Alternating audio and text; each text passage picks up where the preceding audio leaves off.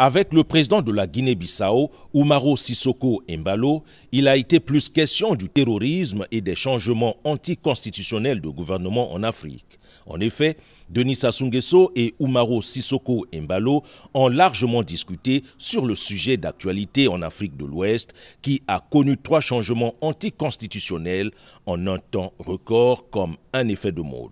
D'ailleurs, le président Umaro Sissoco Embalo en a échappé de justesse. Les Africains ont compris qu'on doit prendre nos destins dans notre propre main, plutôt d'attendre nos partenaires bilatéraux et multilatéraux. Et je vis la contribution de tous les pays qui étaient présents. Ça déjà montre que c'est possible. Et concernant ces premiers thèmes d'aujourd'hui et celle de demain, je pense que il faut que l'Union africaine trouve un mécanisme d'arrêter les changements anticonstitutionnels. Parce que moi-même qui est là, j'étais victime de ça où j'ai perdu 12 personnes. Et je pense que ce sera une chose très importante si on arrive à trouver un consensus, que je pense c'est possible qu'on le trouvera, pour arrêter ces changements anticonstitutionnels. Parce que aujourd'hui, nous sommes en siècle XXI.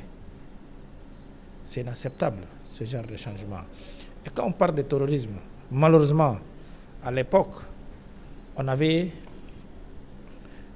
appelé l'attention de la communauté internationale. Par exemple, depuis que Libye est déchirée, et nous, surtout d'Afrique de l'Ouest, nous sommes des victimes. C'est le problème de Sahel. Avant, quand la Libye n'était pas touchée avec les bombardements de l'OTAN, on n'avait pas ce problème. Aujourd'hui, on doit marcher ensemble avec nos partenaires européens parce qu'ils aussi sont responsables. Le terrorisme et l'extrémisme, qui sont aussi l'une des causes des déplacements massifs de population à l'intérieur et à l'extérieur des pays, ont meublé les entretiens entre les chefs d'État du Congo et de la Guinée-Bissau.